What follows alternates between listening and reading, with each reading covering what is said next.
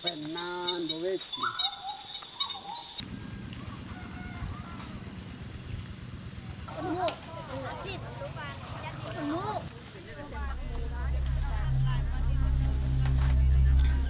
ัตว์ป่าจำนวนหลวงหลายในประเทศลาวได้ถูกฆ่าถูกลักลอบค้าขายแบบผิดกฎหมายในแต่ละปีถูกจับมาเป็นสัตว์เลี้ยงจับมาเป็นสินค้าให้แก่ผู้บริโภคทั้งภายในและต่างประเทศและกลายเป็นวัตถุดิบของอุตสาหกรรมแฟชั่นเครื่องนุ่งห่มเครื่องตกแต่งบ้านและเครื่องใช้หรูหราประเภทอื่นๆพร้อมทั้งเป็นส่วนผสมต่างๆที่ใช้ในการผลิตเป็นยาพื้นเมืองและทั้งมีความเชื่อถือว่าสิ้นส่วนของสัตว์ป่าบางชนิดสามารถกลายเป็นสารกระตุ้นทางเพศซึ่งเป็นตาหน้าตกใจหลายเมื่อรู้ว่าสัตว์ป่าจำนวนหลายกว่า100 ล้านตัวในทั่วโลกได้ถูกฆ่าในแต่ละปีประเทศลาวเฮาเคยขึ้นชื่อว่าเป็นประเทศที่อุดมสมบูรณ์ไปด้วยป่าไม้และสัตว์ป่านานาชนิดแต่เดี๋ยวนี้สัตว์ป่าในประเทศเฮาได้เริ่มมีจำนวนลดน้อยลงเรื่อยๆอย่างชัดเจนเมื่อเทียบใส่กับ20 ปีที่ผ่านมาเฮาลองมาฟังบทสัมภาษณ์จากนายพรานกลุ่มนี้กันเบิ่งพันมาเนี่ยข้าวปีลองก็นี่กายลองก็นี่แต่ยืนนี่อียอละเนื้อนี่นะอีก็เพื่อนอันน่ะสัตว์นี่อียอนี่เรื่องซิมเรื่องปลอกเรื่องปรุงเรื่องเกลือเรื่องเอียร์นี่บางมืออีก็เพื่อนอียออย่างมือนะเพราะมืออียอตึมเนี่ยสมมติอียอตึมนี่อีก็เพื่อนยังเอ็ดก็5-6 ตัวนี่แหละเหยียดเสื่องเหยียดป่วยเนี่ยนี่ยอแมนช่วงระยะคืออียอคือทึกงามอียอนี่เนี่ยเขาอีเลือกงามนะอีก็เปื่อนเสื่องเปื่อนหัวเปื่อนป่วยเปื่อนตะยากนี่แหละช่วงอันน่ะอียอก็ทึกงามอีก็เปื่อนซึ่งมันปลอกก็วิออร์ก้อนออร์มปลาเดมาเต็กอีเต็ก1 โล2 โล4-5 โลอีก็เต็กเปื่อนพอแก้ฮ้อนแก้หนาว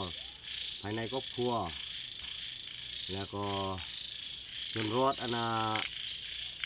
ตั้งแต่10 ปีขึ้นหลงเปิดปีนี่ย้อนหลง9 ปีนี่ปีแรงอีเพื่อนลักษณะอีน้องเพื่อนอันน่ะสัตว์จักนี่น่ะอีก็เพื่อนปอกแก้ฮ้อนแก้หนาวอันน่ะภายในครอบครัวเพื่อนปออันน่ะมาปอเทเอ็ดแง่นี่แหละบางมือยออย่างต้นส่วนลายนี่ที่ตะกิดอีเปลี่ยนแปลงอีก็ย่อยอย่างตอนนี้เงาย่อยสวดอีเวทมาเราอันน่ะ11 โมงรถกลางอีก็เพื่อนอย่างเอ็ดอย่างใหญ่อย่างตัวอย่างปลาปลอกมิกซิมเอ็ดเพื่อนพอต้องพออุดออกก้อนปลาติมานี่แล้วก็นี่โอ้สมัยนี่เนี่ยรถปุงจุนมือซัดนกกระตุจะอียอก็คือไปรอดละจ้านั่นเฮ็ดมือลองมือก็เต็มคนอันนี้เมืองมนคนเต็มมันแบ่งเราเนี่ยก็ยากนั้นนี่ซอกสิมานี่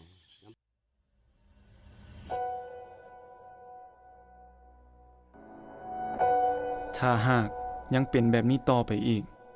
ตามที่นักวิทยาศาสตร์ได้คาดว่าหลายกว่า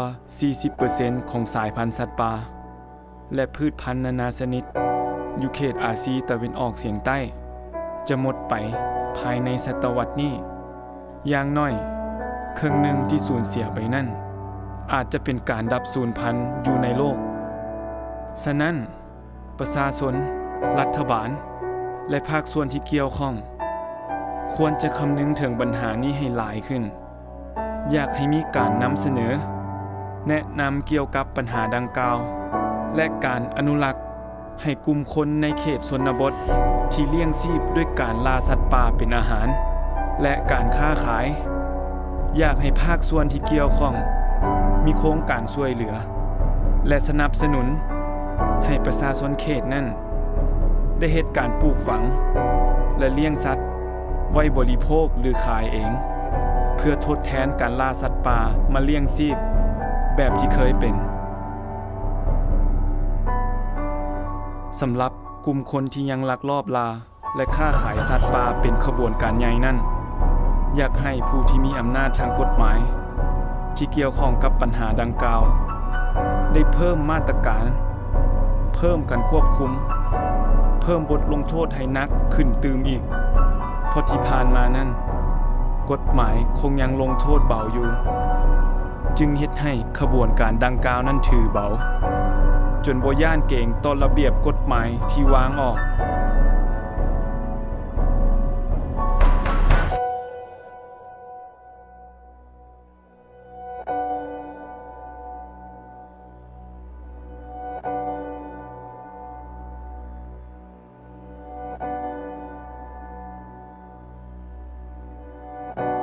สัตว์ป่าทั้งหมด